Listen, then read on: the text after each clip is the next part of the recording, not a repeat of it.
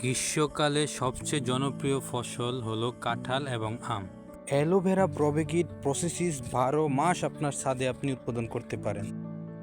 এই প্রক্রিয়ায় কাঁঠালের ফলন হতে মাত্র 3 মাস সময় লাগে এবং এত সহজ এই পদ্ধতিটি যে কেউ অনুসরণ করতে পারেন।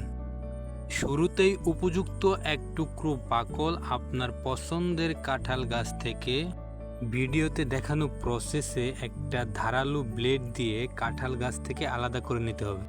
এখনই এক টুকরো কাঁঠাল গাছের বাকল থেকে মাতৃগাছের মতো স্বাদ আর গন্ধযুক্ত কাঁঠাল পেতে তার উপরে এক টুকরো রসুন মেখিয়ে ভালো করে আলতো করে রাখতে হবে। জার্মিনেশন প্রক্রিয়াকে শক্তিশালী করতে এই এক টুকরো কাঁঠাল গাছের বাকলের সাইজে আরেক টুকরো অ্যালোভেরা নিতে হবে, যার উপরে বাককে সরিয়ে দিয়ে ভিডিওতে দেখানো প্রসেসে মাতৃগাছের বাকল